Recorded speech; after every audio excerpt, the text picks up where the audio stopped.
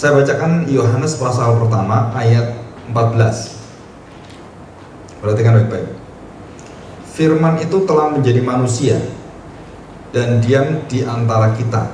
Arti diam itu menetap, hidup, dan aktif, serta bukan hanya hidup, menjaga dan melakukan pekerjaan ketuhanan atau Allah sendiri.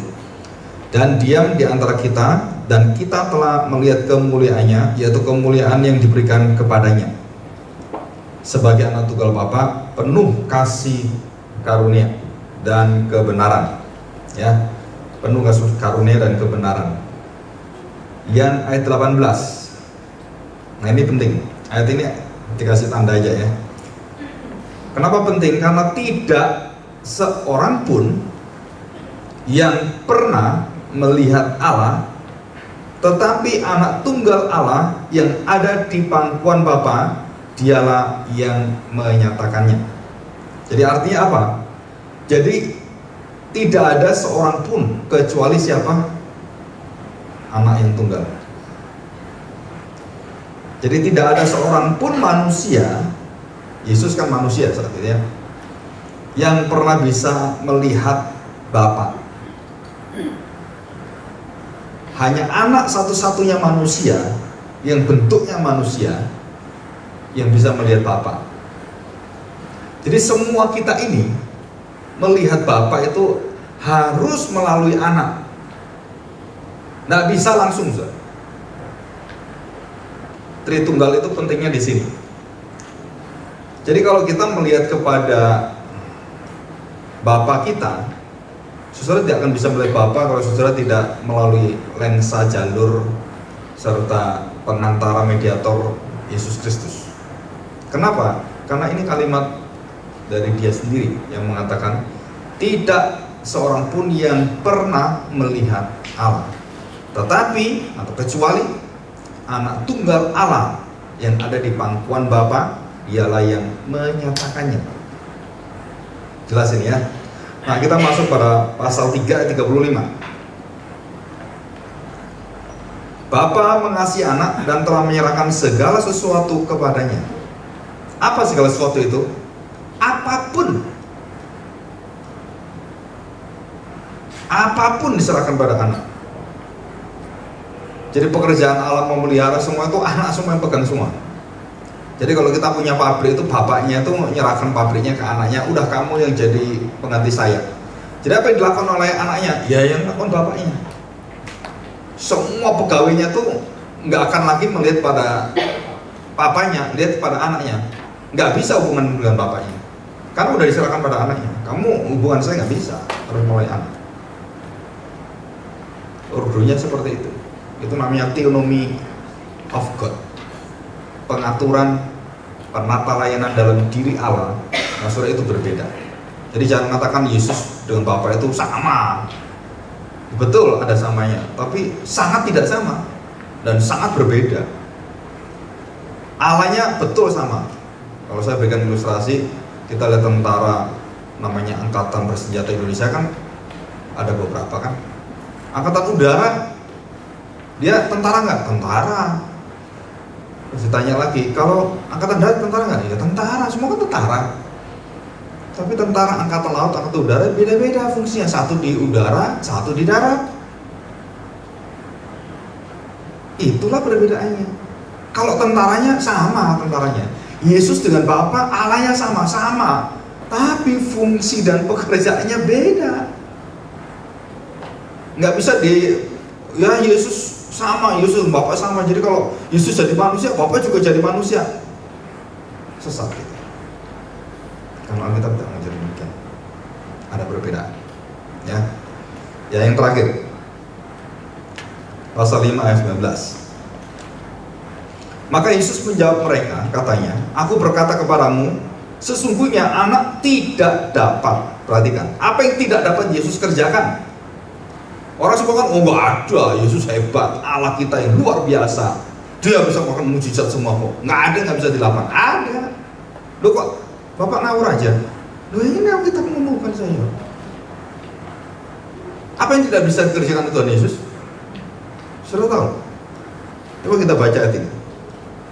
Ya. Anak, sesungguhnya anak tidak dapat mengerjakan sesuatu dari siapa, saudara? Dari dirinya sendiri, maunya sendiri, kehendak sendiri. No, itu namanya Allah tidak pernah terpecah dalam kehendak. Echad, satu. Ya, ini sebagai introduksi. Jadi tidak dapat mengerjakan sesuatu dari dirinya sendiri jikalau tidak ia melihat Bapa mengerjakannya. Sebab apa yang dikerjakan Bapa itu juga sama yang dikerjakan oleh Anak. Jelas ya? Saudara, ini pengetahuan bukan cuma teori. Ini pengetahuan dunia, melebihi dari beyond our language, our mind. That is the spiritual knowledge. Nggak bisa dimengerti cuma dengan kata-kata saja. Perkataan Tuhan Yesus adalah perkataan yang ditanya serta dibantah oleh beberapa orang, dan termasuk dalamnya yang meragukan Nikodemus. Dan bahkan Tuhan Yesus mengatakan, kamu ini ngerti nggak? Saya ini berbicara tentang spiritual, kamu kok mengerti secara jasmani biologis, secara sains. Ini bukan sains. Ini bukan pengetahuan teologi dalam arti sebagai objek, bukan. Ini adalah pengetahuan beyond, di luar, jauh melampaui itu. Ini adalah pengetahuan tentang iman yang berkaitan dengan roh kita, dasar hidup kita. Ya, jelas dikatakan anak tidak dapat mengerjakan kalau dia tidak melihat Bapa mengerjakannya. Jadi yang dikerjakan Tuhan Yesus itu adalah apa yang akan dikerjakan oleh Bapa, apa yang melalui Yesuslah seluruh pekerjaan hati Bapa itu dicurahkan dan diwujudkan. Yesus adalah penggenap hati Bapa. Yesus adalah pelaksana hati Bapa, penggenap perencana seluruhnya, dan Yesuslah segala-galanya.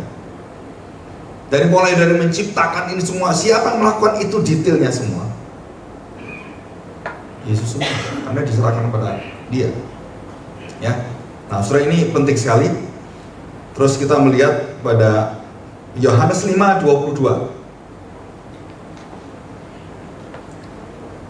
Yohanes 5:22. Bapa tidak menghakimi siapapun, melainkan telah menyerahkan penghakiman itu seluruhnya kepada Anak. Jadi nanti akhir zaman menghakimi siapa? Anak, bukan Bapa. Karena sudah diserahkan segala kuasa di bumi, di surga, dan di atas langit, di bawah langit, di bawah bumi, semua ada di tanganku, di dalam kuasaku. Bapa sudah serahkannya padaku. Dan kenapa kita sekarang berbicara banyak melupakan Yesus yang memegang kendali hidup kita? Jadi Bapa tidak menghakimi, diserahkan pada siapa? Penghakiman, penyelamatan, segala sesuatu. Apa yang mau dilakukan Bapa itu diwujudkan, digenapi oleh Yesus. Mari kita berdoa. Bapa, kami bersyukur jika hari ini kami bisa mendengar suara kekekalan dari surga melalui firman Tuhan. Tilik hati kami, karena begitu banyak rintangan, hambatan, dan tembok, baik dalam pengertian pikiran kami ataupun dalam hati kami yang sulit ditembus. Bahkan kami seringkali melakukan pengajaran Tritunggal ini karena kami tidak banyak membaca firman-Mu, sehingga kami seringkali bukan hanya ragu-ragu, bukan hanya menanyakan, secara mendalam dalam roh kami sudah menolak Engkau. Itulah yang dikatakan dosa asal. Pengetahuan tentang Allah itu merupakan ketakutan kami untuk didatangi oleh yang kekal itu.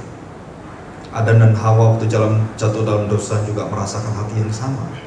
Hadirat-Mu bukan membuat kami semakin tertegun, semakin ingin merangkul Engkau, mendekati Engkau, tapi kami melarikan diri dengan cara-cara kami. Dan itulah agama di dunia ini. Tuhan, pimpin kami supaya kami mengerti betul bahwa melalui Anak-Mu yang tunggal, kami mengenal siapakah Engkau Bapa sebenarnya dan siapakah Roh Kudus.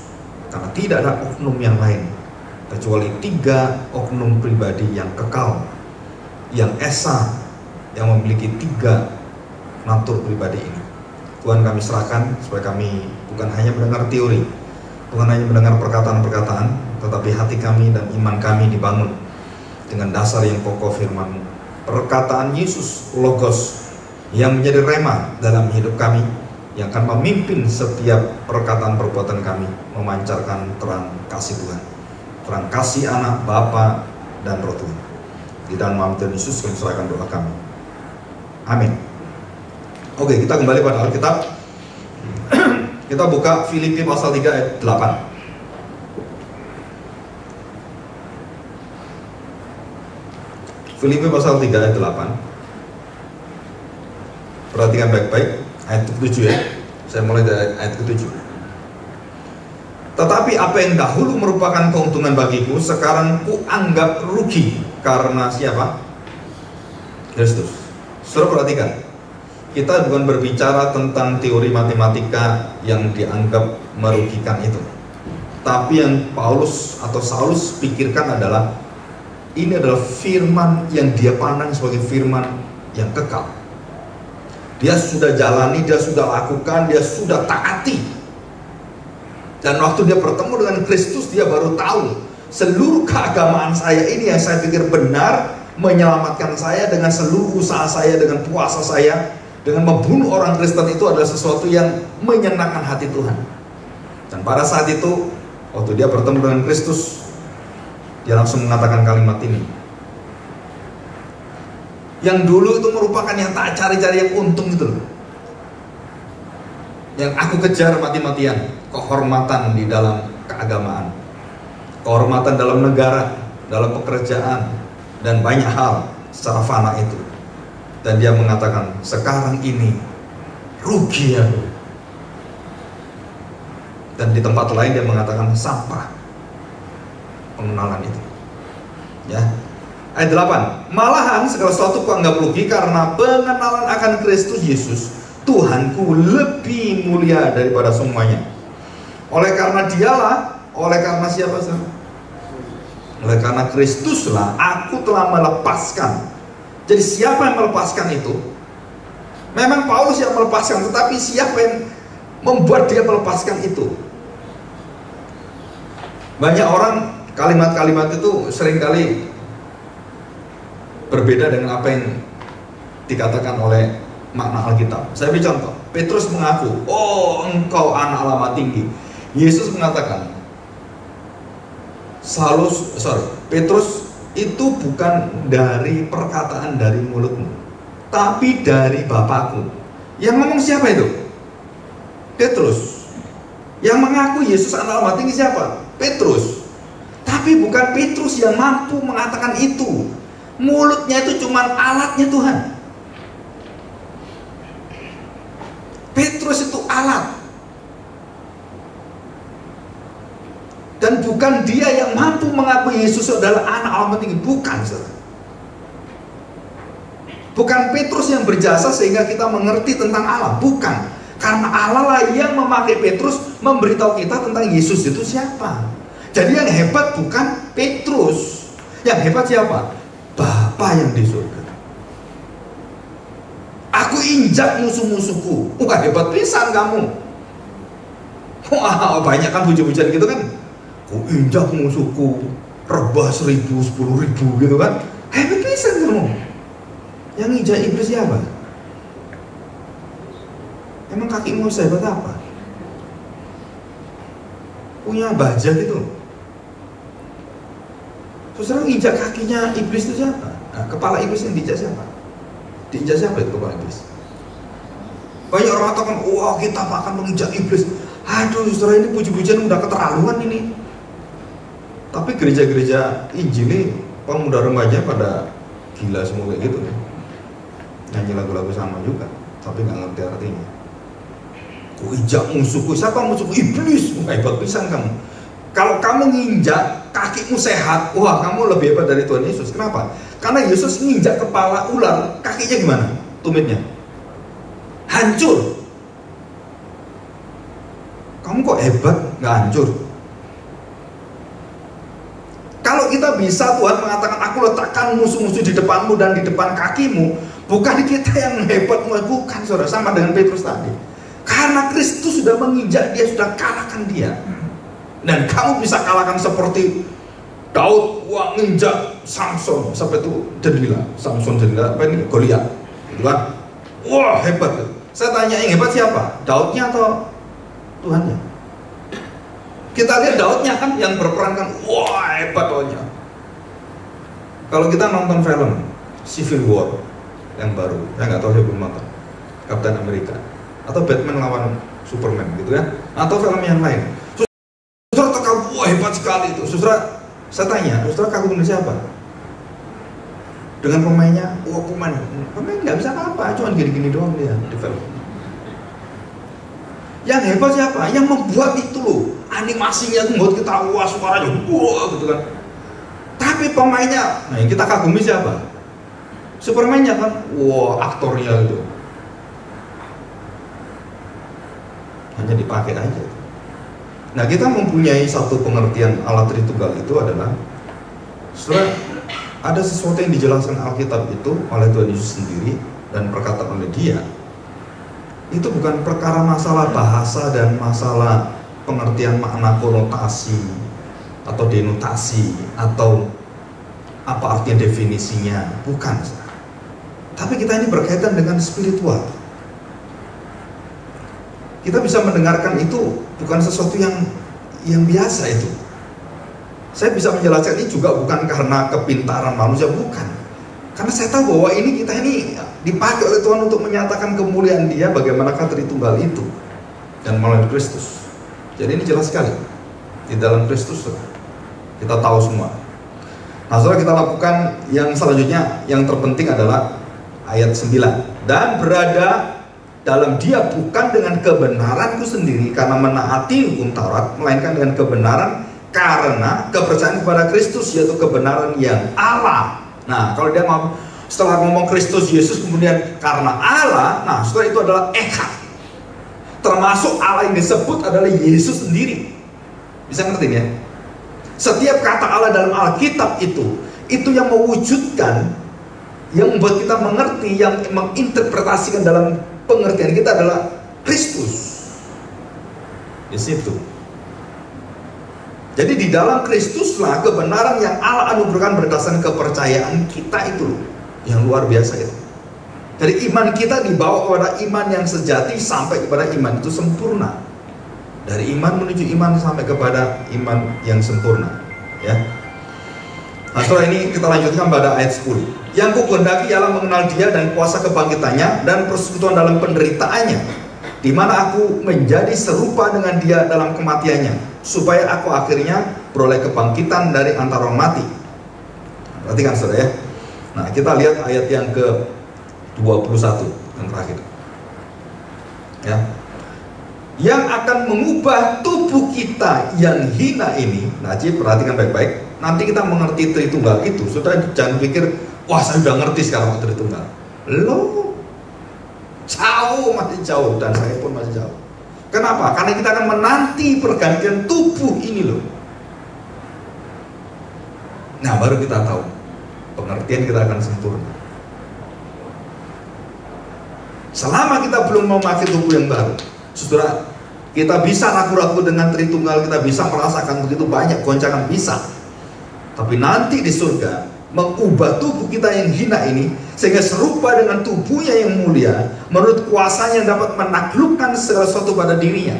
Nah, barulah saudara kita melihat Tuhan itu dengan gamblang. Dan Tuhan mengatakan, Tuhan Yesus, Bapa dan aku satu, dan kesatuan Bapa dan aku, maka aku akan menyatu dengan gereja. Betul kan? Kalau Yesus menyatu dengan Bapa dan Yesus menyatu dengan gereja, berarti ada dua lingkaran persekutuan yang menyatu di dalam siapa? Kristus sebagai porosnya.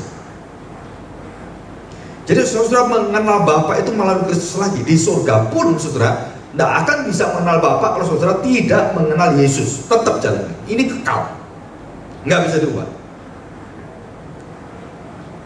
Kalimat ini nggak bisa dianulir atau diganti. Jadi di surga pun saudara-saudara akan bersekutu melalui siapa?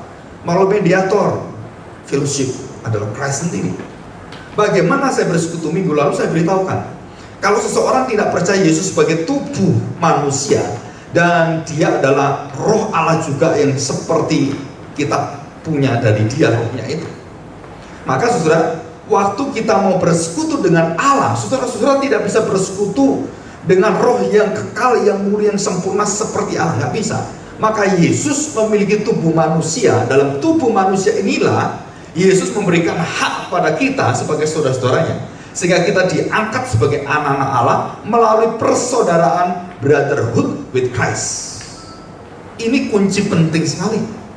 Kalau saudara tidak percaya tubuh Kristus di dalam kebangkitan itu, saudara tidak akan mengenal Tritunggal, tidak akan bisa mengenal Bapa dan Roh Kudus. Tidak bisa. Mystical union with Christ itu adalah kunci utama pengajaran John Calvin dan beberapa tokoh-tokoh reformator dan Puritan. Saya dulu nggak tahu kuncinya itu di mana sih. Saya belajar nggak tahu saya. Tapi karena saya belajar secara sistematik, kesalahan besar sistematik itu. Teologi sistematik itu sangat bagus mengatur pemikiran kita untuk menyeimbangkan bagaimana cara berpikir tentang teologi. Saudara, tetapi itu tidak bisa menembus kepada biblical theology yang harus sumbernya langsung kepada firman Tuhan. Dan waktu saya membaca itu kembali pada firman Tuhan, bukan lagi berteori secara kealahan itu, tapi bersumber pada Allah sendiri melalui teks Alkitab dan meminta dia untuk berbicara pada saya, itu beda dengan saya pelajari secara teori.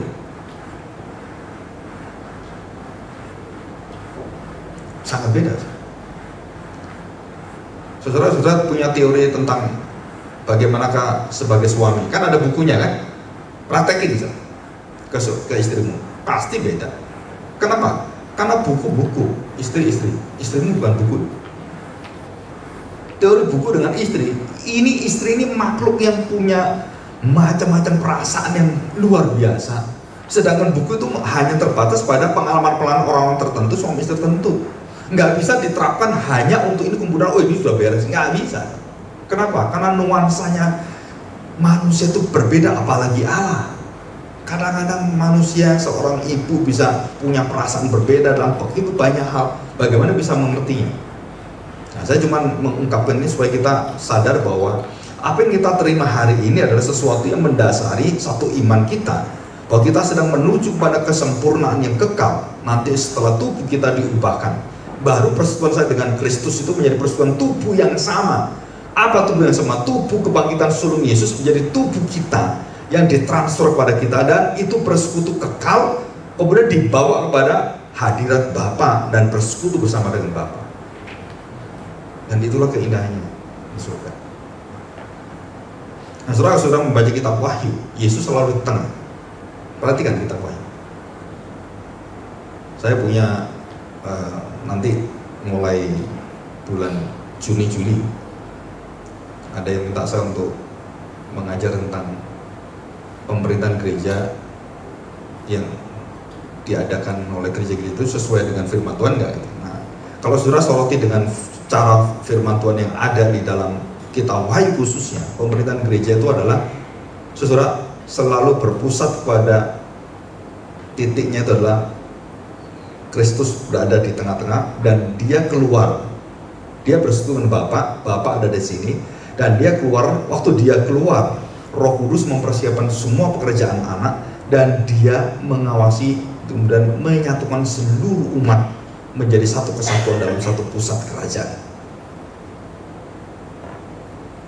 Jadi Christ itu bukan hanya menjadi center, dia yang menarik kasih Bapa kepada kita dan menarik kasih kita kepada Bapa dengan apa? Dengan persiapan dari Roh Kudus yang mempersiapkan hati manusia. Saudara, ini indah sekali dalam kitab Wahyu sebenarnya, ya. Oke, kita lanjutkan. Saudara, di dalam Perjanjian Lama ada istilah dabar teologi. Ya, saya tidak jelaskan secara mendetail, tetapi saudara saya beritahu dabar teologi adalah, saudara perhatikan, Allah berfirman, dia ngomong, jadilah. Jadi nggak ada yang iya, tidak.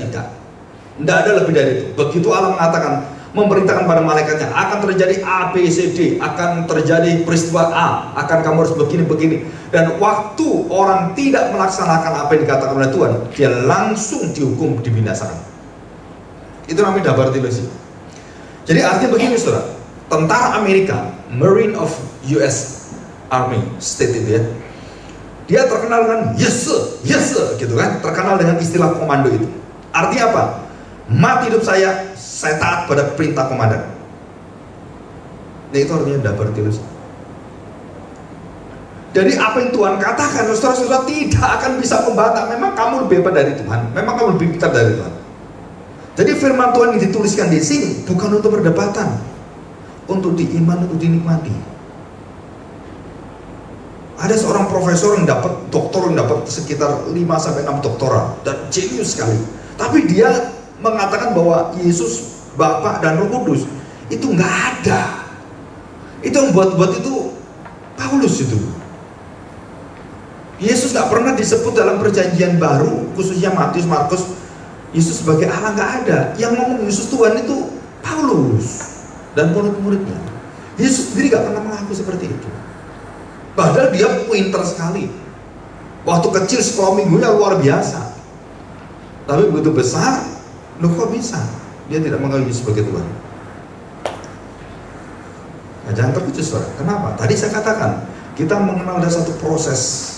Bukan hanya progressive revelation sudah diberikan wujudnya sempurna dalam Kristus, tetapi kita sebagai manusia mengalami progresivitas yang baru dalam seluruh hidup kita. Untuk apa? Mencapai kesempurnaan. Nah, dalam perjalanan kita mengenal anak tunggal Bapa ini dengan Bapa yang bersekutu dengan Roh Kudus nanti terakhir, saudara, perjalanan kita ini adalah saudara menikmati satu perjalanan bersekutu dengan anak. Tanpa bersama dengan anak, saudara tidak bisa berbuat apa-apa. Maka bersekutu dengan anak, saudara akan dilindungi terus.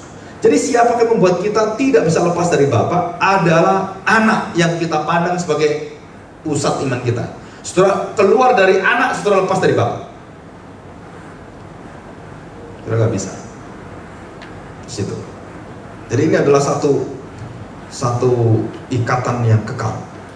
Jadi kita akan mendapatkan ikatan kekal. Ya, ikatan kekal kita bukan suami istri.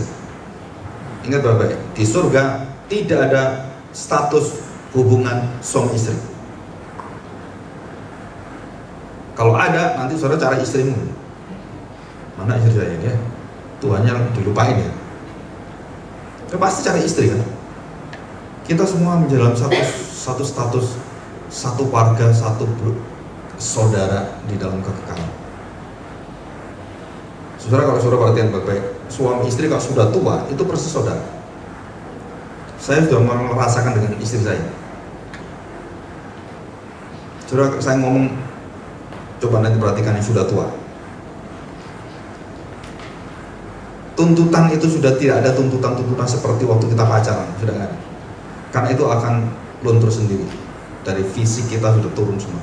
Yang adalah satu kasih yang luar biasa kepada istri kita, pada suami kita.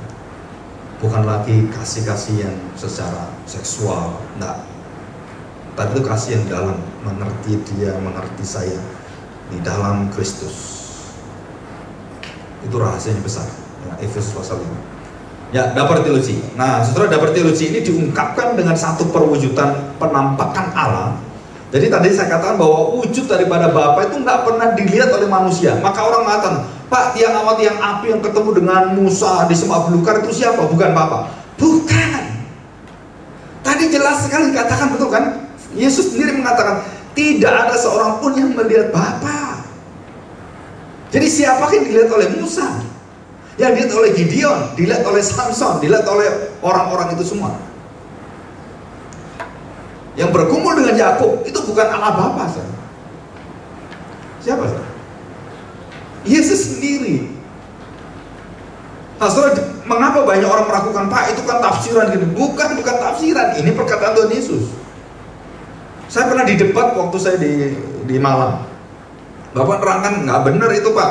Nggak ada itu di dalam perjalanan Bapak ngarang-ngarang itu tiang api Tuhan Yesus gimana? Masa Tuhan Yesus tiang api? Dan karena dia nggak ngerti, saya ngerti gitu. Tapi dia nggak mau ngerti, yang saya nggak ngerti juga gitu. Iya Bapak, betul. Bapak nggak akan baca. Kalau saya terangkan, Pak, banyak, Pak. Coba Bapak lihat Lukas 24, baca di rumah. Setelah lewat 1 tahun lebih, baru dia mengatakan, waduh, Bapak luar biasa. Kenapa? Dari sekolah minggu sampai saya umur 70 tahun, saya baru ngerti Kristus indahnya luar biasa. Nah, baru tahu lu. Jadi selama berpuluh-puluh tahun waktu kuncinya gak dibuka, dia gak tahu keindahannya Musa, Abraham itu apa. Dia anggap Abraham itu luar biasa imannya. Udah titik aja. Nggak ada karya grace of God itu apa, nggak ada. Padahal yang menopang Abraham berbuat dalam kesalahan, dalam percakapan dia, terus kemudian menipu Raja Fir'aun itu, Allah menopang dia. Kenapa menopang dia? Kalau Allah tidak menampakkan diri, Yesus tidak menampakkan diri pada Fir'aun, itu dikawini itu Sarah itu. Bagaimana Abraham dijaga oleh Tuhan dengan luar biasa? Itu adalah termasuk diri kita juga, ya. Oke, kita lanjutkan selanjutnya. Bagaimana menjelaskan Trinity? Nah, saya sudah jelaskan kemarin bahwa bagaimana kita melihat Allah yang sempurna. Perhatikan ya, Allah yang roh, yang aktif, yang tidak berubah, yang tidak bergantung pada siapapun, melebihi daripada apapun karena dia menciptakan sesuatu. Dia tidak pernah diciptakan oleh siapapun, tidak ada penyebab dia ada, dan tidak ada sesuatu yang menjadi gantungan Tuhan. Tuhan itu mandiri. Tuhan hidup dari dirinya sendiri, kita hidup dari Tuhan. Makhluk-makhluk semua berdasarkan pada makanan. Allah tidak berdasarkan pada makanan. Nah, saudara, waktu kita mengerti realitas tentang Allah dulu, bukan tentang anak dan bapak loh ya, tentang Allah aja, kita udah tahu betapa indahnya, luar biasa pengetahuan ini. Nah, terus kita masuk pada pengetahuan Allah kita dalam Kristus dan mengenal Bapa kita. Wah, saudara, itu melampaui daripada pengetahuan yang ada dipikir oleh orang-orang beragama di dunia. Orang-orang beragama bisa mengekspresikan itu dengan art, tentang Allah yang indah, dia melukis luar biasa, Allah yang luar biasa. Bisa kan? Bikin syair juga bisa. Tetapi mereka tidak pernah membuat itu menyelamatkan dirinya dan membuat apa yang kekaguman ekspresi itu membuat dirinya kemudian Tuhan katakan, oh benar kamu ya, oke, kamu luar biasa ya, terus kamu tak selamatkan. Tidak ada. Termasuk perbuatan baik agama-agama, dermawannya itu tidak pernah menggoncangkan hati Tuhan karena engkau manusia berdosa. Titik. Di situ. Nah, realitas yang indah, yang agung ini, kemudian kita mau jelaskan realitas ini yang dikatakan Tuhan Yesus bahwa malaikat tidak berdaging dan berroh. Betul kan? Bapak juga sama, tidak berdaging, tidak berroh. Terus kemudian kita mau jelaskan siapakah anak, siapakah Bapa, dan siapakah Roh Kudus. Saya tanya, kita sampai hari ini Roh Kudus saja mana, nggak tahu kita. Bentuknya Roh Kudus gimana sih? Karena dia roh. Dan Roh Kudus tidak pernah menampakkan diri seperti Yesus menampakkan diri pada kita. Dia bekerja seperti angin, tidak ada tandanya apapun, tidak ada wujudnya apapun. Karena dia roh. Mengapa saya bisa menangis waktu percaya, saya bertobat, saya bisa menyesal? Nah, Roh Kudus bekerja dengan kekuatan luar biasa, membuat hatimu itu bisa menyesal. Kuasa waktu di dalam rahim Maria, dan di situ Roh Kudus tanda petik dengan sang anak, dengan tanda petik kita nggak tahu juga, mewujudkan rencana Bapa, anak harus dilahirkan. Roh Kudus yang menaungi kandungan Maria, tidak ada sperma, tidak ada benih laki-laki. Roh Kudus benihnya memakai tubuh dari Maria murni tanpa laki-laki, daging dan darah Maria. Saudara, tidak ada teori biologis apapun bisa menjelaskan ini, kedokteran. Terus Roh Kudus kemudian membuat itu bersama-sama mewujud jadi bayi Yesus. Nah, maksud saya saudara, ini kan peristiwa yang ajaib, yang nggak masuk akal semuanya. Dan waktu dia terjadi, kita hanya bisa apa? Menerima, karena itu adalah grace. Not what we are cannot think or can think, bukan. Grace adalah sesuatu yang nggak bisa kita pikirkan, nggak bisa kita balas, nggak bisa diapa-apakan, ya kita terima. That is grace. Jadi pengetahuan tentang Allah Tritunggal, saudara, kita nggak bisa menjelaskan sesuatu yang roh itu dengan bunga, dengan tumbuhan, dengan air, walaupun saudara pakai metode analogis sehebat apapun, saudara, kalau saudara paksa itu menghina Tuhan.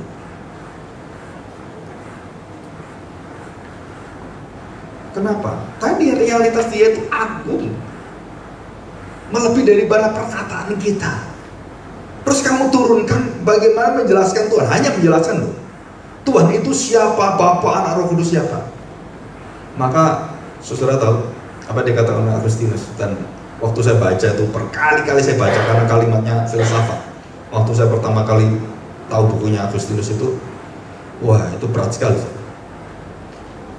Tapi selama hampir setengah tahun lebih, saya baru tahu apa artinya perkataan Agustinus. Dan dia mengatakan kalimat yang luar biasa, yang membukakan satu hubungan yang begitu, realitanya begitu jauh, tak terselami itu, bisa dimengerti dalam hubungan yang Tuhan berikan kepada manusia.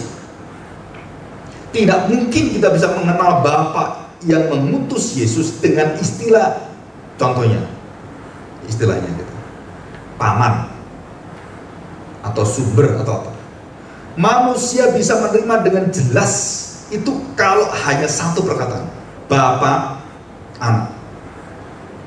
Dan hubungan kita dalam penciptaan, waktu Allah menciptakan manusia dan manusia mempunyai anak, dan anak manusia kemudian membunuh, dan Adam dan Hawa menantikan anak yang sejati. Sudah dengarkan ini ya, perkataan saya. Tuhan mengatakan, dari keturunan aku akan memberikan Mesias. Maka yang dinantikan oleh Adam, anak siapa? Mesias. Terus istrinya melahirkan satu, Kain kan? Melahirkan Habil, melahirkan yang tetap banyak. Terus Kain dan Habil sama-sama mempersembahkan. Hatinya mencong satu lurus. Yang mencong bunuh, karena mencong dia susah dibalikin kan? Karena dia sudah melihat, dan dia mempersembahkan itu melihat apa? Loh, saya sudah banyak, saya lebih bagus dari dia, lebih hebat dari dia. Saya sudah memberikan lebih daripada apa yang saya bisa berikan. Habil bukan memberikan berapa banyak, hatinya dia persembahkan kepada Tuhan. Itu berbeda. Banyak orang gereja begini, pamer kekayaan, memberikan ini hebat, aku bisa main ini, aku bisa, aku hebat. Kamu seperti Kain. Tapi yang rendah hati, pukul dada, siapa aku bisa main engkau? Nah itu yang akan menanggung dosa orang yang sombong. Saudara, mereka dibunuh, orang benar dibunuh, mati. Aduh, anakku siapa kalau gitu? Nah, saudara, yang dinantikan Adam, anak sang sejati itu siapa? Yang tunggal ini siapa? Saya percaya, Adam tahu betul istilah anak tunggal, karena dia tahu anak tunggal. Dia bapaknya, dia mau melihat janji Tuhan, anak yang tunggal itu. Tapi Tuhan tidak berikan pada Adam.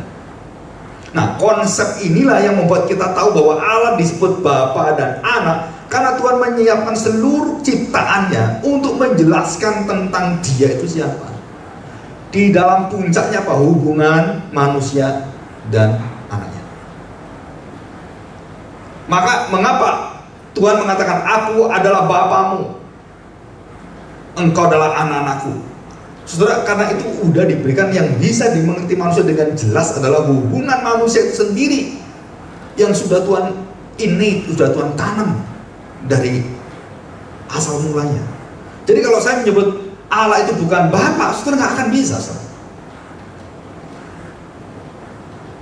Saya tidak membahas tentang teologi feminis. Bapak diganti ibu gimana? Gitu kan? Saya katakan jelas dalam Alkitab, Allah mengatakan, akulah induk ayam. Bisa seperti wanita? Bisa. Karena Allah tidak berjenis kelamin. Ingat saudara. Jadi kita nggak bisa menurunkan Tuhan, oh kalau gitu kok ada bapak ada ibunya gitu kan. Nah itu orang-orang agama Islam seperti itu. Bapaknya ibunya siapa? Oh Maria ibunya. Oh Maria masa ibunya? Masa bapak kawin dengan Maria? Nah itu pada liar semua kan. Nah saudara, waktu kita lihat bahwa waktu diberikan hak seperti itu, Bahwa orang-orang melihat apa yang dilakukan oleh manusia di bawah, dan kemudian kita bisa memiliki hubungan antara bapak dan anak, bukan antara ibunya, karena posisi ibu berasal dari bapak. Maka bapaklah yang disebut sebagai sumber, kepala, dan pengutus dari segala sesuatu yang ada berasal daripada dia. Nah, itu sebagai bapak. Aku diutus oleh bapak. Nah, pengutusan itu adalah menunjukkan tentang hubungan kebapaan dan keanakan. Nah, itu di situ, saudara. Jadi rahasia pengutusan misi itu adalah sebenarnya kita akan memberitakan Kristus, di mana Kristus akan menyatakan Bapa pada manusia, bukan kita. Di situ, ya. Ini yang luar biasa. Oke, kita lihat Yohanes pasal 3. Yohanes pasal 3 ayat 8. Angin bertiup kemana ia mau. Perhatikan, kemana ia mau, kehendak dan semuanya. Saudara tidak bisa mengatur Roh Kudus. Roh Kudus hanya bisa diatur dengan satu. Saudara tahu siapa yang bisa mengatur Roh Kudus? Perkataan Yesus. Mengapa Roh Kudus mengikuti dia? Karena Roh Kudus diutus untuk memberitakan Yesus dan memuliakan Yesus, dan memberitakan dan memimpin manusia dalam seluruhnya menyadari tentang dosanya dan sampai kepada kebenaran Yesus sendiri.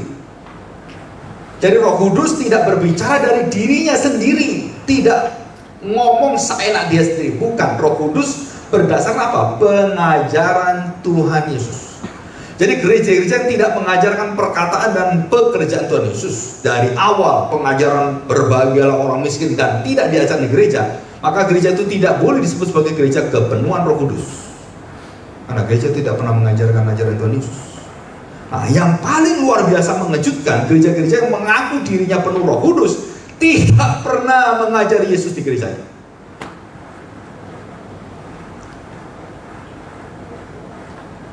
Kalau saudara percaya, cek omongan saya. Nama Yesus banyak, di lagu juga banyak, tapi tidak pernah membawa orang-orang memuliakan Kristus dalam pengertian mempelajari dengan tekun, setia, membaca Alkitab, merenungkan dia, mengingat, terus memikirkan apa yang dilakukan pekerjaan dan bagaimana membuat diri saya itu bertumbuh. Itu udah lepas semua. Apakah gereja seperti ini gereja penuh Roh Kudus?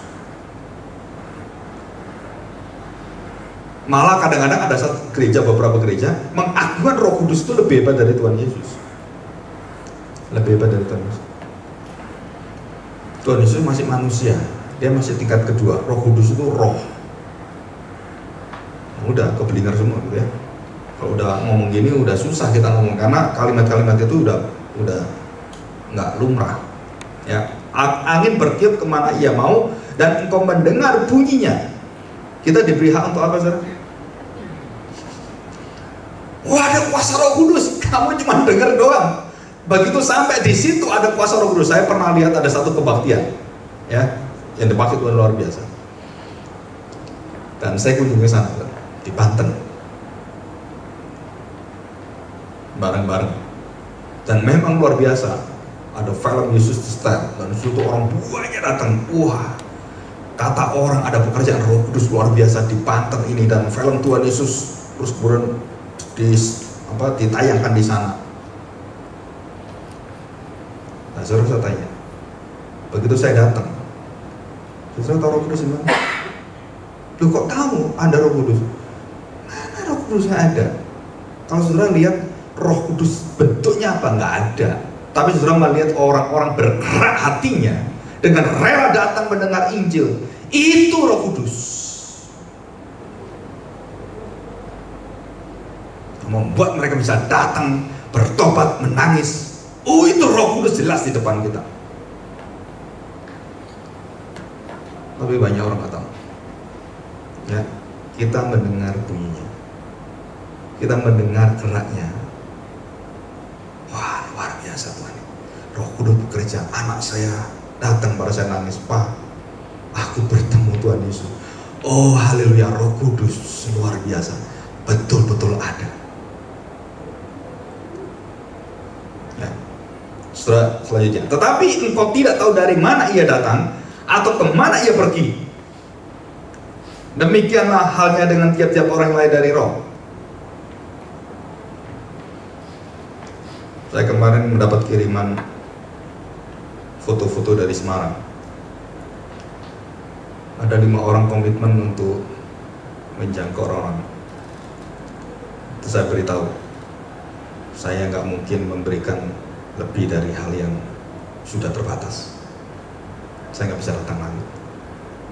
Tapi jika kalian dipakai oleh Tuhan, jalankan semua. Yang mereka jangkau, mereka sudah melakukan itu. Dan siapa yang datang? Mereka berdoa udah lebih dari 1 bulan. Dan mereka mengadakan persekutuan itu hari Senin, bukan hari Minggu. Datang. Waktu saya lihat, heran juga saya. Ini orang dari mana? Pak, ini orang dari ini orang Islam, ini banyak sekali. Terus saya tanya, apakah kuasa manusia yang kerjakan di sana? Nah, Roh Kudus. Saudara datang ke sini pun saya melihat Roh Kudus ada dalam hidup saya. Sedang membuat satu sukacita, saudara ingin mendengar firman Tuhan, itu Roh Kudus hadir di sana. Saya ingin memuji Tuhan sebenarnya, tapi karena ini kelas ya, nggak boleh kan? Tapi pujilah Tuhan, pujilah Roh Kudus. Karena saudara bisa mendengar, bisa ngerti, bisa tenang seperti ini, nggak ada yang perutnya sakit itu, atau ada yang perut sakit ya. Oke, demikianlah halnya dengan tiap-tiap orang yang lahir dari roh. Nah, saudara perhatikan.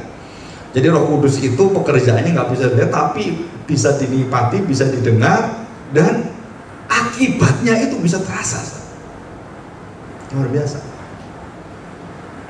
Dan saya berkali-kali melihat apa yang terjadi kalau saudara membaca firman Tuhan gitu ya, membaca firman Tuhan. Nanti saya beritahu firman Tuhan 1 Yohanes 1 ayat 15. Coba ini ya, saya baca ini 4 hari yang lalu. 1 Yohanes pasal 1 ayat yang ke-5.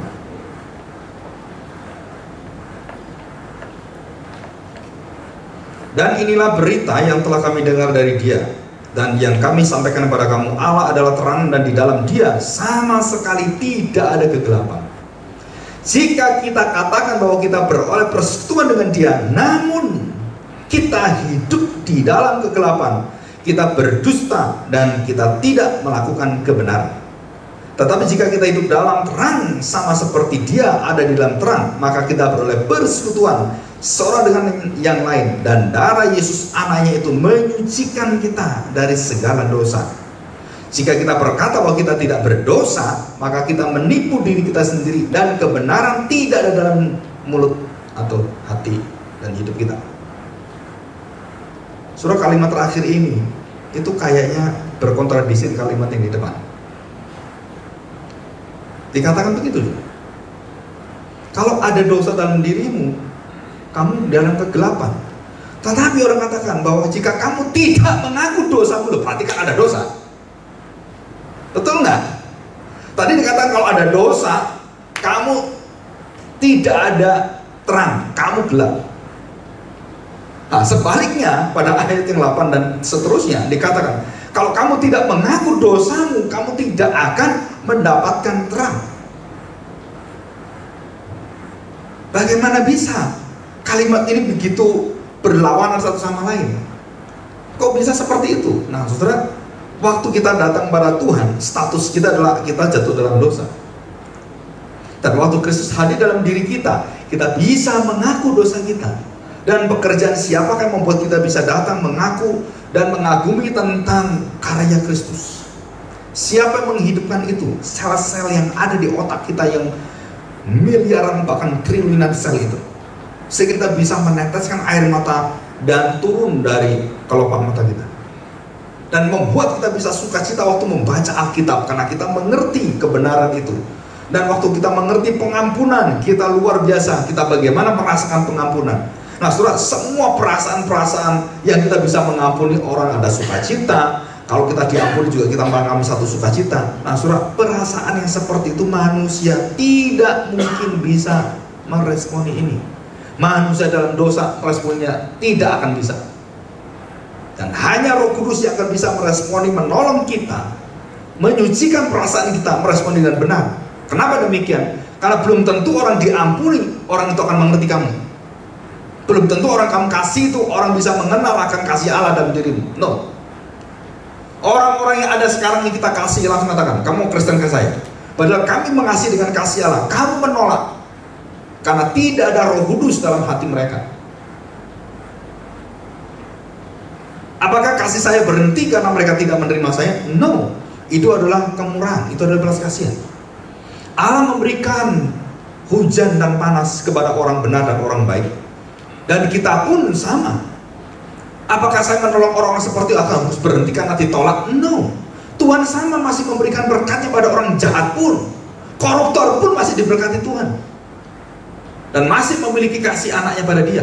Masih punya istri yang bisa mencintai dia. Oh, itu anugerah umum. Dan siapa yang menghidupkan itu? Sehingga orang-orang itu punya hati nurani. Itu adalah Roh Kudus. Ya. Jadi ada satu kekuatan yang luar biasa. Oke. Saudara, kita masuk dalam penjelasan pengilustrasian. Jadi saya sudah beritahukan bahwa tidak ada yang bisa menjelaskan kecuali yang diinit oleh Tuhan. Artinya begini, saudara.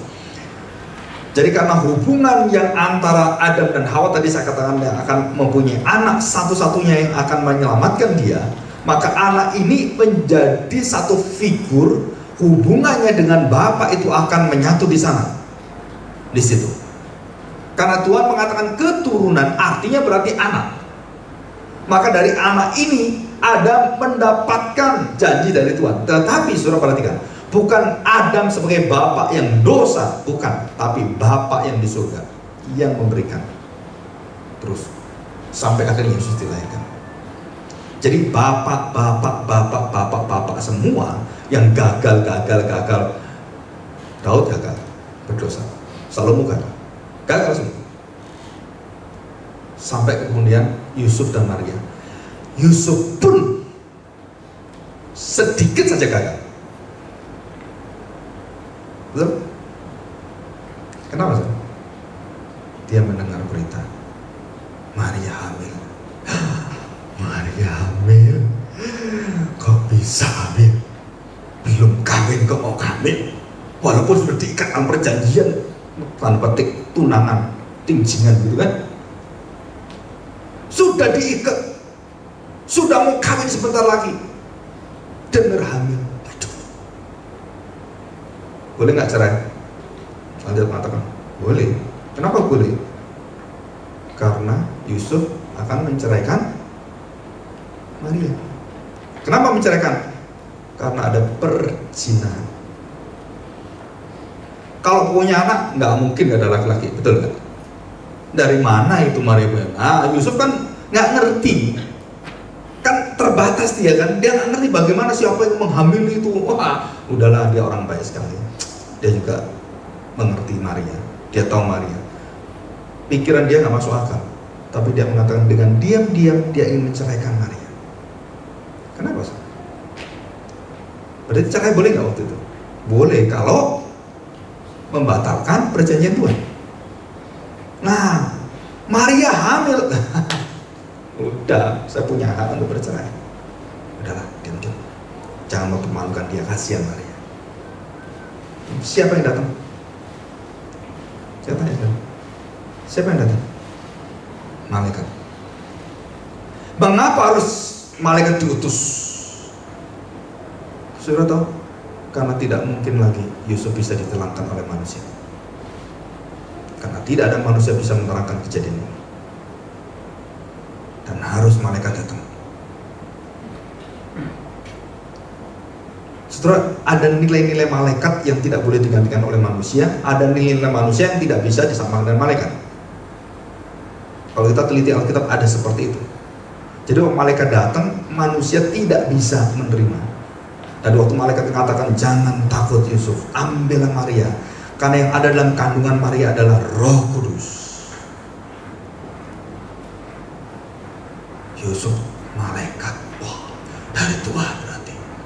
Oh, berarti Maria itu bukan hamil diambil orang, tapi Allah, Roh Kudus ada dalam kandungannya. Oh, betul, yang aku nantikan. Mesias. Saudara, luar biasa itu. Ya, jadi kalau kita mengerti doktrin Tritunggal ini hanya sebatas pengertian kita. Kalau Yusuf Maria itu ada malaikatnya, kita nggak ada malaikat kan, betul kan? Kita punya firman Tuhan. Berarti saudara, Tuhan memberikan satu karya yang indah. Mengapa kita tidak membutuhkan malaikat dalam hal firman Tuhan? Karena Tuhan Yesus mengutus siapa? Tuh, melebihi dari malaikat, Roh Kudus. Nah, saudara, Roh Kudus inilah yang membuat kita membaca Alkitab, kita mengerti Alkitab, kita bersuka cita, kita punya damai, kita merasakan, saudara, yang dinamakan rejoice in the Lord. Kadang-kadang kita lihat orang jatuh dalam dosa, kita sedih, aduh bagaimana seperti ini, dan kita punya hati ingin menjangkau mereka, ingin mendoakan mereka. Siapa yang menggerakkan itu semua? Yang membawa perasaan pikiran kita menerima karya Kristus itu. Ya, kita lanjutkan yang halaman selanjutnya ya. Ketika pribadi ini tak terpisahkan satu kesatuan. Nah, saya akan menjelaskan tentang arti ekad ya dalam Perjanjian Lama supaya kita tahu. Saudara, istilah ekad dalam Ulangan, kita buka Ulangan pasal 6.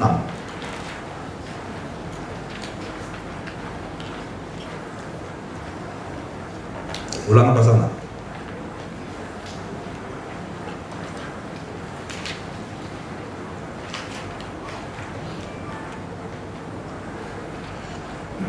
Nah, saudara perhatikan baik-baik, istilah Tuhan itu T-U-H-A-N-nya besar. Itu artinya Yahweh.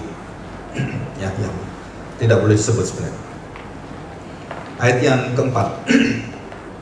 Dengarlah hai orang Israel, Tuhan atau Yahweh itu Elohim kita.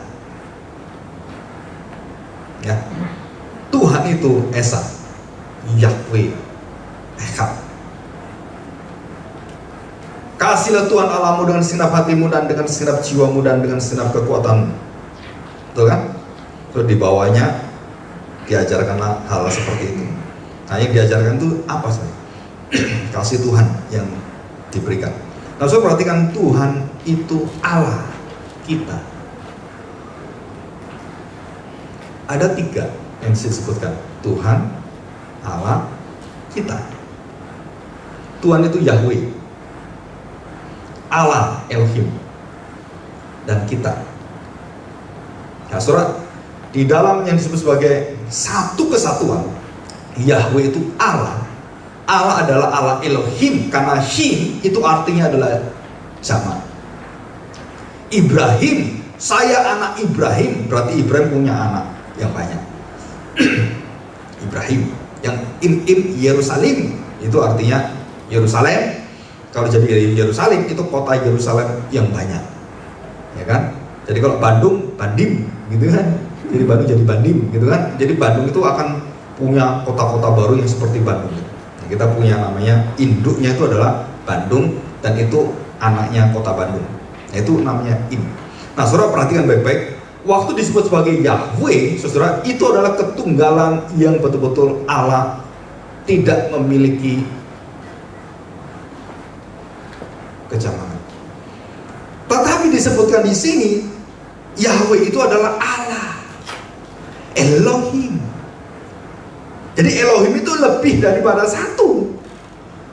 Jadi Yahweh itu, Allah itu punya Elohim di dalamnya, punya pribadi-pribadi di dalamnya, dan tidak dijelaskan di dalam Perjanjian Lama dengan yang tadi itu, dengan jelas Bapa, Anak, dan Roh Kudus.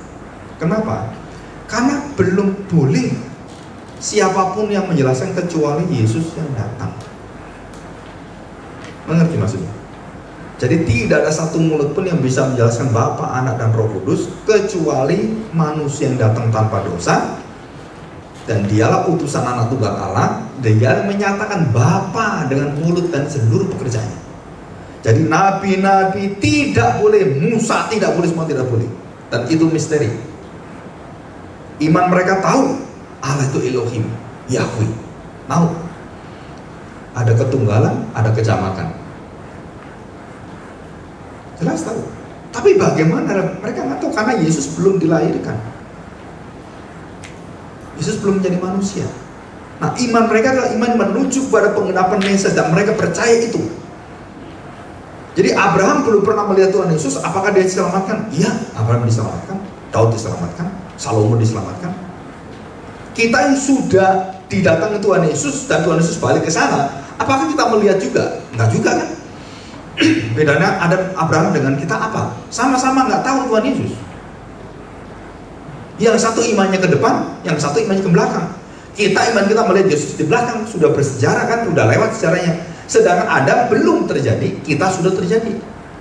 Jadi iman perjanjian lama menuju pada Kristus ke depan, iman perjanjian baru menuju Yesus yang sudah datang sebagai manusia.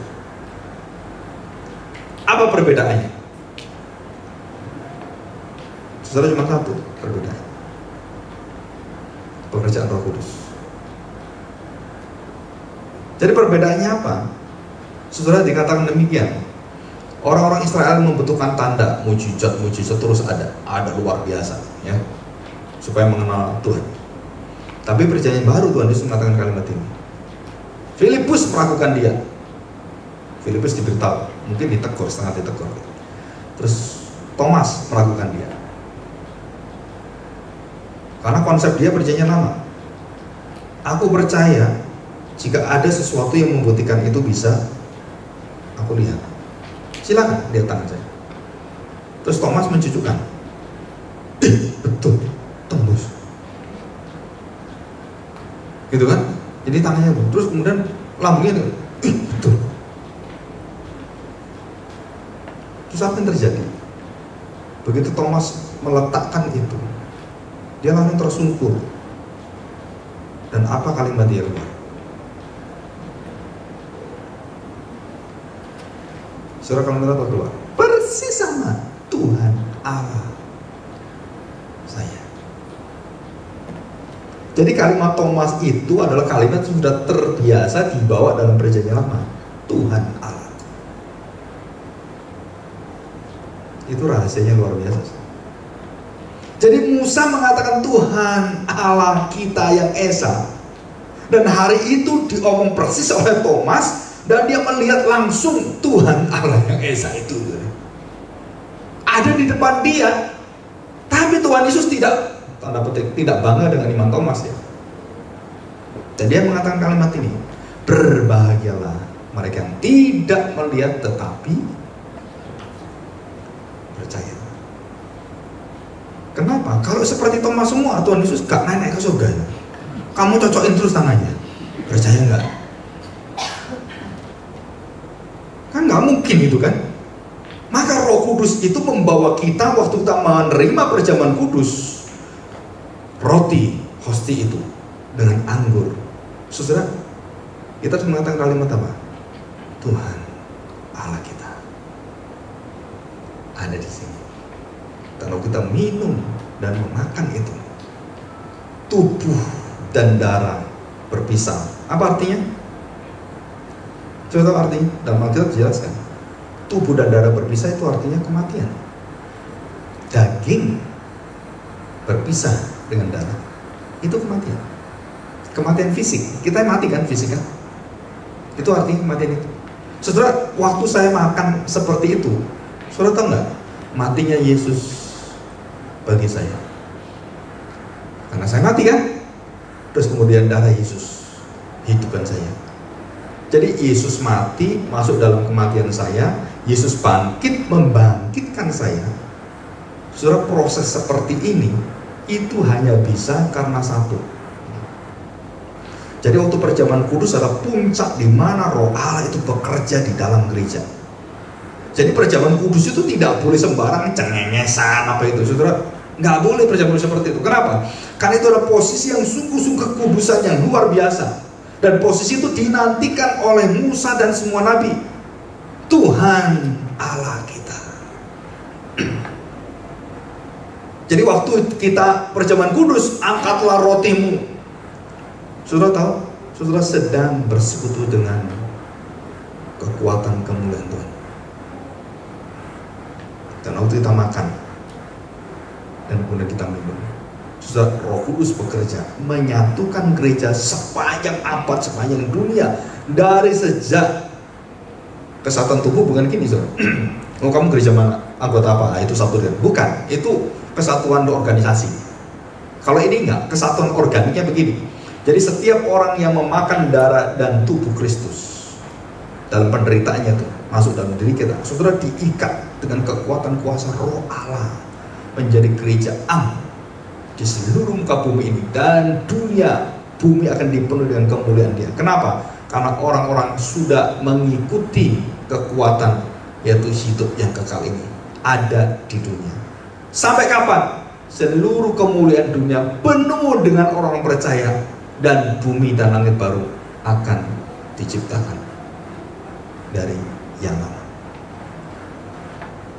Dan itu keindahan sekali. Jadi kita ini sedang menuju kemana? Bukan menuju pada kebinasaan dunia, kita sedang menuju pada bumi dan langit yang baru. Dari mana kau tahu? Jadi kemenangan Kristus akan pemerintah seluruh dunia, dan Dia mengatakan iblis sudah kalah, semua sudah dihancurkan. Pemerintahanku sudah berjaya ini sekarang, sudah menang. Nah, sekarang bagaimana menangnya? Nah, kamu harus pergi menaklukkan seluruh muka bumi. Mereka pernah menerima langit terbuka dari surga. Banyak pendeta-pendeta melakukan ini. Mereka hanya melakukan ritual. Selesai pulang. Dan tidak pernah terjadi. Begitu mereka keluar dari air, langit terbuka dan mengatakan, engkau betul-betul anak-anakku. Gereja bisa melakukan ritual semua, tapi siapa yang bisa membuka langit terbelah? Saudara, coba kita lihat ya. Yesus segera keluar dari air, dan pada waktu itu juga langit terbuka, dan Ia melihat siapa pertama kali Yesus?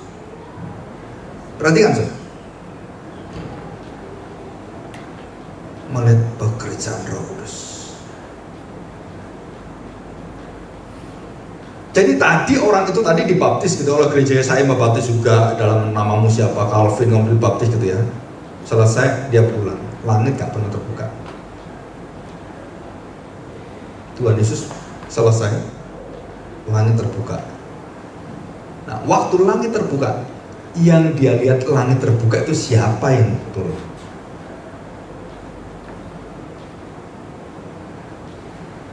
Dikatakan Roh Allah seperti burung merpati turun ke atasnya. Ini bukan hari Pentakosta.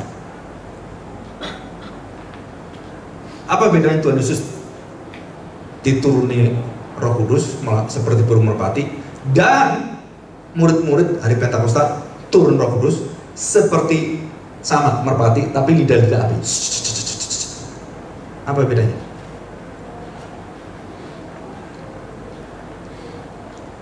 Saudara, banyak orang tidak tahu ikatannya apa.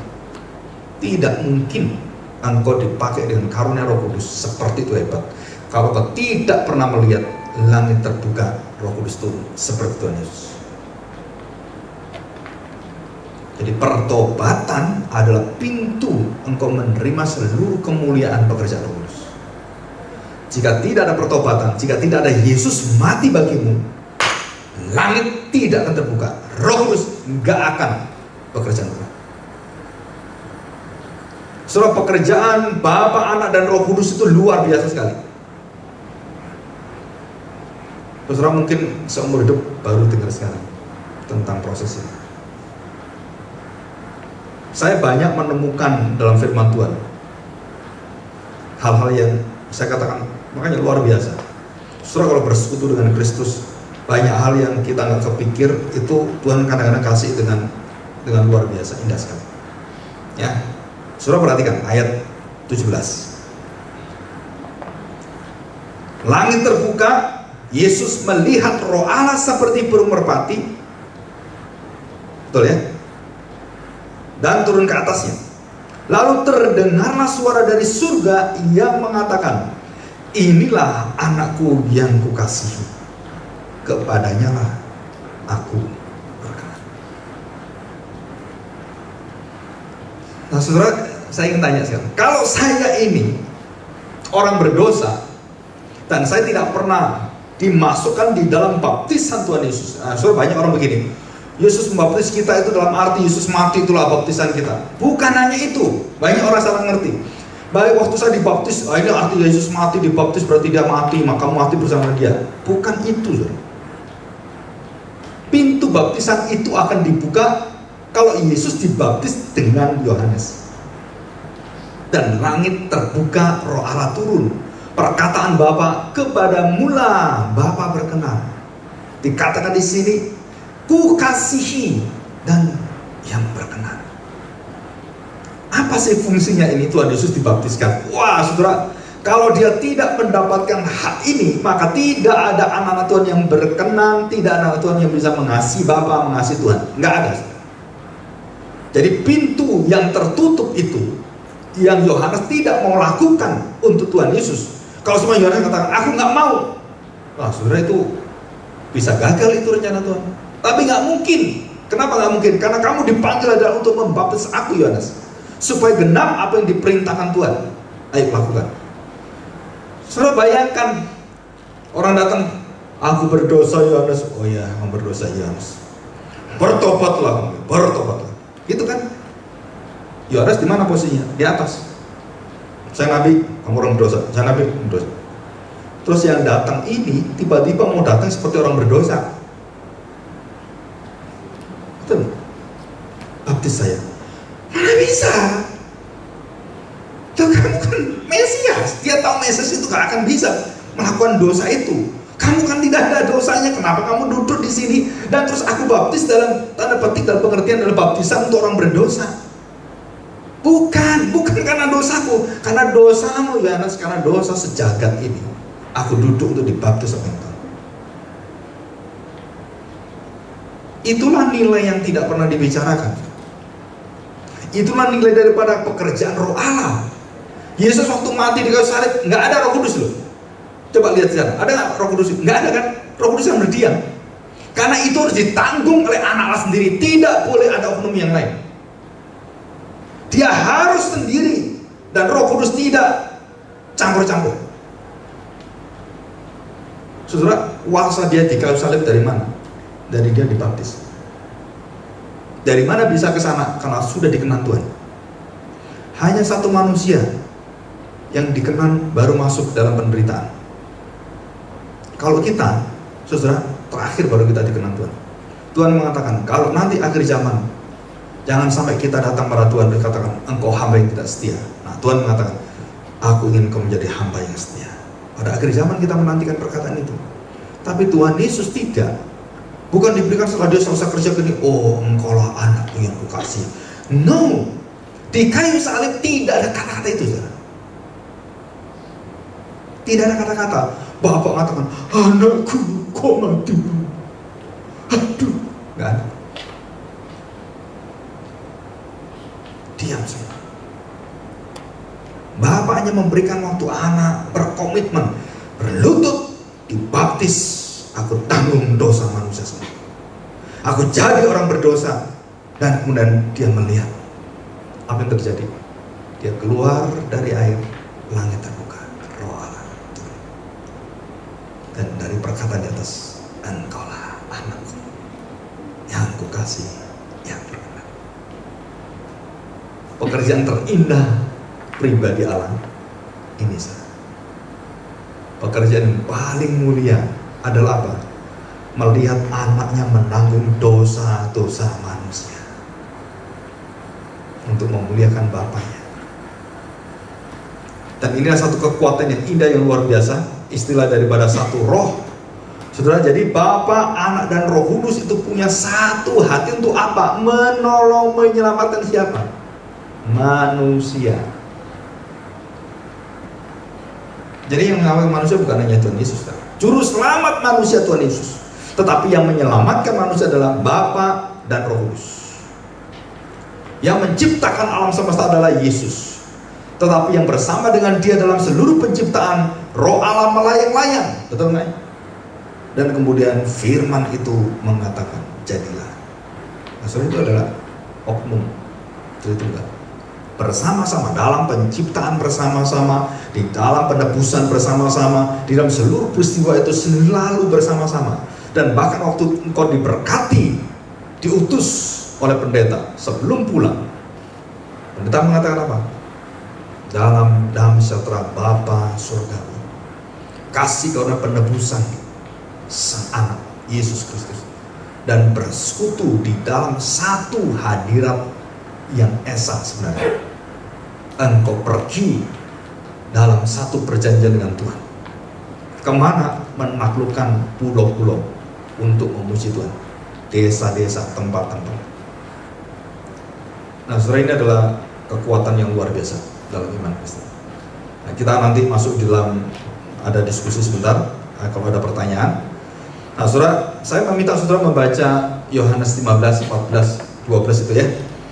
Nah, coba kita lihat Yohanes 15 26.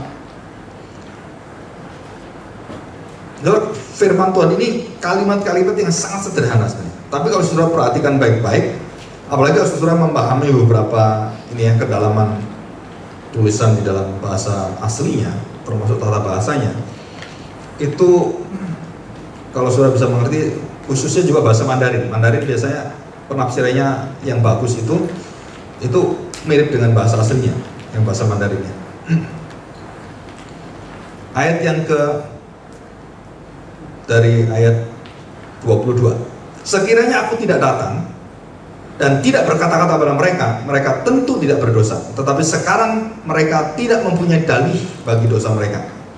Barang siapa membenci aku, ia membenci juga Bapa-Ku. Sekiranya aku tidak melakukan pekerjaan di tengah-tengah mereka seperti yang tidak pernah dilakukan orang lain, mereka tentu tidak berdosa. Nah, saudara perhatikan. Jadi Tuhan Yesus itu melakukan pekerjaannya, dan dia melakukan pekerjaan menentukan, memberitahu kamu berdosa atau tidak. Dia langsung memisahkan manusia. Yang terima dia nggak berdosa, yang nggak terima dia berdosa.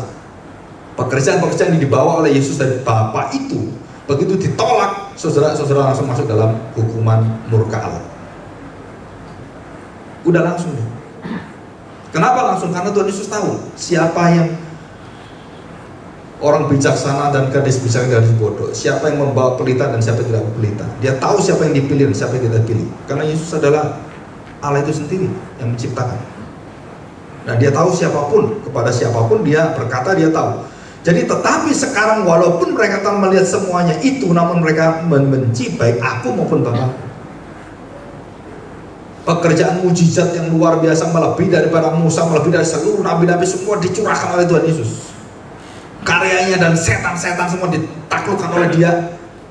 Wah, saudara, nggak kepikir lah, alam yang di atas awan-awan, yang dunia roh, tunduk semua pada dia. Alam yang ada secara psikis, yang mengikat dengan sakit penyakit, dengan kerasukan semuanya, dengan stres jiwa, dengan penyakit pendarahan, lumpuh dan buta tuli dan cacat semuanya, dia lepaskan semua. Salahnya, kenapa kamu tetap membenci aku? Nah, surat 25. Tetapi firman yang ada tertulis dalam kitab Taurat, mereka harus digenapi. Mereka membenci aku tanpa alasan.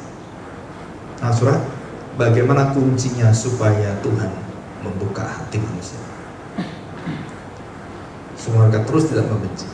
Dan inilah kunci rahasia bangsa Israel. Kalau sampai hari ini bangsa Israel ingin bertobat, mereka harus percaya pekerjaan Roh Kudus ini. Nggak ada jalan lain. Saudara, jangan cintai bangsa Israel seperti John Hagee. Dia mendirikan SUVI, Christ United for Israel. Kita bukan dipanggil untuk membela Israel. Israel sudah nggak ada. Israel begitu bangunan bait Allah pada tahun 70 Masehi dihancurkan Tuhan, tidak ada bait Allah lagi dan tidak ada bangsa Israel secara fisik. Saudara, jangan lagi mikir, oh Israel itu mau gitu. Saudara, Orang Israel kamu tanya sekarang, dia mengatakan, kami bukan Israel, kami orang yang diisraelkan. Dan mereka udah bercampur luar biasa. Jadi sejak Kenisa, sejak catatan kelurahan semua itu dihancurkan, dibakar, orang Israel sudah tersebar luar biasa dan sudah tidak ada yang murni lagi. Tuhan Yesus menghancurkan bait Allah, dia juga menghancurkan kerajaan Salomo menjadi terkoyak. Bangsa Israel juga dihancurkan. Kenapa Dia hancurkan bait Allah? Kenapa bangsa Israel yang secara daging itu akhirnya dipecahkan oleh Tuhan? Karena mereka yang membunuh dia. Karena mereka membunuh anak-anak. Sekarang orang Kristen sekarang aneh, kok mau mencintai bangsa Israel. Bangsa Israel dengan bangsa lain sama, punya hak sama di dalam keselamatan. Tidak ada keistimewaan lagi. Nggak ada keistimewaan lagi secara jasmani. Nggak ada. Kalau saudara mendirikan itu, saudara sedang mendirikan Yesus harus disalibkan kembali. Di situ, ya. Nah ini perkataan yang 26. Jikalau penghibur yang akan kuutus dari Bapa datang, yaitu Roh kebenaran yang keluar dari Bapa, ia akan bersaksi tentang aku. Tetapi kamu juga harus bersaksi, karena kamu dari semula bersama-sama dengan aku. Nah saya perhatikan, jikalau penghibur yang akan kuutus datang dari Bapa, yaitu Roh kebenaran yang keluar dari Bapa, ia akan bersaksi tentang aku. Jadi pekerjaan Roh Kudus itu apa? Menyaksikan tentang Kristus, membawa kebenaran berita tentang Kristus. Betul kan? Coba kita lihat ayat pasal 16. Ya, pasal 16. Apa tugasnya itu ya? Pasal 16 ayat 7. Namun benar yang kukatakan ini kepadamu adalah lebih berguna bagi kamu jika aku pergi. Sebab jikalau aku tidak pergi, penghibur tidak akan datang padamu. Tetapi jikalau aku pergi, aku akan mengutus dia, Roh penghibur, Roh kebenaran kepada kamu. 8 sampai ke 11. Surah apalin gitu ya. Dan kalau Roh Kudus datang, apa tugas pertama? Ia akan menginsafkan dunia akan dosa, kebenaran, dan penghakiman. Apa artinya dosa? Akan dosa karena mereka tetap tidak percaya, tetap tidak mau percaya, mati rohani. Jadi saudara kalau diutus misi, saudara harus tahu bahwa saudara sedang menghadapi orang mati rohani. Bukan saudara dengan kemampuan saudara, wah akhirnya bisa dengar. Nggak bisa, mereka mati. Saudara bersandar pada apa? Zakaria 4:6. Roh Kudus akan melembutkan kamu. Jadi Roh Kudus punya pekerjaan nggak akan dilakukan oleh manusia siapapun. Mengubahkan hati manusia yang sudah mati seperti itu. Tidak mungkin, tidak percaya, tetap tidak percaya. Artinya, nggak mungkin bisa percaya. Jadi Roh Kudus lah yang membuat kita tuh punya pengharapan, keyakinan. Waktu saya memberitakan Injil, Roh Kudus pasti bekerja walaupun mereka mati, menolak sang mati. Tetap. Kenapa? Bukan saya, Allah yang menentukan itu. Yang kedua, akan kebenaran karena aku pergi kepada Bapa dan kamu tidak melihat aku lagi. Apa artinya saudara? Saudara tahu, kita selalu pengen ada figur saudara. Betul ya? Murid-murid kan lihat Tuhan Yesus begitu luar biasa, dilihat terus. Kalau nggak ada terus gimana? Roh Kudus dikasih. Terus setelah itu apa? Dikatakan di sini bahwa kebenarannya itu apa? Aku pergi ke Bapa dan kamu tidak melihat aku lagi.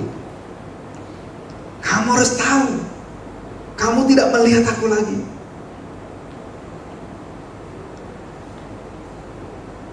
Dan kamu tidak melihat lagi Bapa seperti yang dulu. Tetapi sekarang kamu punya rahasia yang besar. Apa rahasianya? Saudara tahu? Dengan Roh Kudus itulah kamu bisa melihat aku dengan jelas dan Bapa. Jadi Roh Kudus itu bukan hanya mengisapkan orang dosa, tetapi membuat kita juga bisa melihat bagaimana Allah menyertai kita. Yesus itu sudah tidak ada lagi sekarang. Dia sudah ke Bapa. Tetapi kuasa penyertaan dan semua yang menghadirkan dalam hidup kita, Immanuel itu adalah Impenuel. Penuel itu artinya Allah, Roh Kudus. Im di dalam Kristus itu dibawa dalam hidup kita, dan kita terus berhubungan dengan Dia, dan dikatakan Immanuel itu terjadi. Kan Tuhan Yesus mengatakan, jangan khawatir, jangan, aku akan menyertai engkau sampai akhir zaman. Loh, mana Yesus nggak ada kok di sana? Nah, Roh Kudus inilah yang membawa waktu kita perjamuan kudus merasakan hadirat Allah dengan nyata, menjadikan kita bersekutu dengan Dia. Jadi sekarang waktu saya ngomong ini sudah tahu Yesus hadir dengan kita, bukan secara fisik, di dalam Roh Kudus. Di dalam Roh Kudus kita bisa mengenal suaranya, bisa mengenal seluruh ajarannya, hatinya. Roh Kudus. Jadi Roh Kudus itu menghadirkan kemuliaan Kristus dalam hati saya. Ini artinya aku ke Bapa dan kau tidak melihat aku. Roh Kudus yang akan membawa ini dalam hatimu. Ya, terakhir, akan penghakiman karena penguasa dunia ini telah dihukum. Apa saudara artinya? Jangan takut, jangan gentar. Seluruh orang-orang atau roh-roh itu semua tidak akan bisa mengalahkan Roh Kudus. Dalam 1 Yohanes pasal 4 dikatakan, roh yang ada dalam hatimu jauh melampaui daripada penguasa-penguasa dunia. Jadi Roh Kudus bukan hanya mengisafkan dunia, dosa-dosa kita gitu ya. Juga Dia menghadirkan Kristus dengan persekutuan yang indah kemuliaannya. Dan apa saudara? Menjamin engkau, dikatakan di sini, seluruh penguasa dunia itu, karena penguasa dunia ini telah dihukum, sudah divonis, engkau tidak bisa kalahkan anak-anak. Nah saudara, dari ketiga bagian ini dikatakan oleh Tuhan Yesus begini, saudara, masih banyak hal yang harus kukatakan kepadamu, tetapi sekarang kamu belum dapat menanggungnya. Dan siapakah yang akan menanggung dan mengatakan itu? Siapa saudara? Jadi kalau saya mengatakan bahwa Roh Kudus membawa hadirat Kristus dalam kemuliaan dalam hidup kita, saudara, itu adalah pekerjaan Roh Kudus yang belum dijelaskan banyak di dalam sejarah gereja, di dalam hidup kita. Dan kita menggali terus pekerjaan Roh Kudus yang luar biasa itu, yang menikmati semuanya. Bahkan sampai kalau saudara sadar betul-betul, saudara nanti sampai ujung hidup kita, pintu hidup dan mati kita di depan. Stefanus melihat siapa? Coba kita lihat Kisah pasal 7.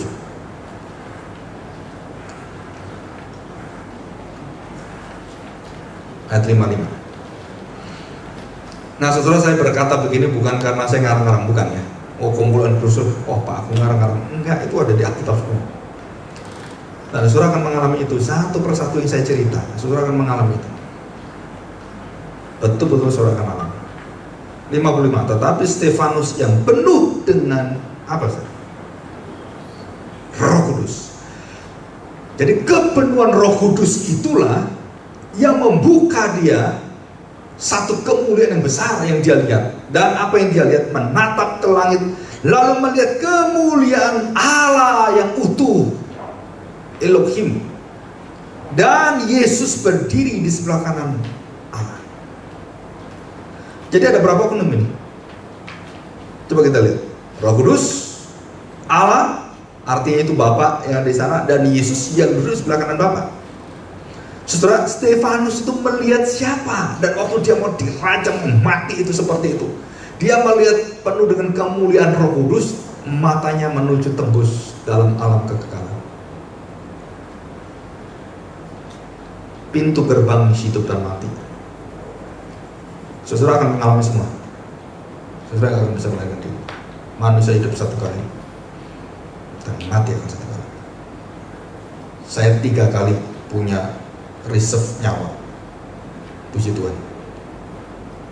Jadi ngalami 3 kecelakaan, nggak mati semua, ya, puji Tuhan. Kenapa? Dari nyawanya ban serepnya ada 3. Saya nggak tahu bapak, saudara punya ban serep berapa, gitu kan? Nah, saudara, waktu pintu hidup dan mati masuk, saudara akan menghadapi apa? Tahu nggak? Penghakiman. penghakiman. Akan penghakiman. Jadi waktu Stefanus melihat itu semua dan dia waktu mau mati, dia melihat penghakiman atau bukan? Dia dihakimi oleh manusia, dia melihat apa? Nggak ada penghakiman, tetapi pemulihan Tuhan. Jadi orang-orang percaya di dalam penghakiman akhir zaman, saudara nggak perlu takut, karena di dalam penghakiman itu pada saat yang sama, saudara sedang dimuliakan Tuhan. Itu rahasianya. Siapa yang membuat kita mengerti ini? Roh Kudus. Lalu katanya, sungguh aku melihat langit terbuka dan anak manusia berdiri sebelah kanan Allah. Saudara perhatikan baik-baik. Ini kan menakjubkan luar biasa. Tapi di sekeliling Stefanus itu yang penuh dengan kebencian, maka mereka berteriak-teriak sambil menutup telinga, menyerbu dia, lemparin sampai mati. Saudara siap dipenuhi Bapa, Anak, dan Roh Kudus? Siap seperti Stefanus? Dan bagaimana kedua Stefanus yang terakhir? Sedang mereka melemparinya, Stefanus berdoa, katanya, ya Tuhan Yesus, terimalah badanku. Atau apa sih? Terimalah. Kenapa dia tahu terima roh? Karena badannya kan tinggal di situ. Masa terimalah badanku? Bukan, nggak mungkin kan? Diangkat itu. Terimalah rohku. Jadi roh itu berpisah dengan badan dalam kematian. Kemanakah rohnya Stefanus? Dibawa oleh Roh Kudus sempurna kemana? Bersama dengan Yesus di surga. Bersama, mari kita berdoa ya. Nanti kita masuk dalam pertanyaan.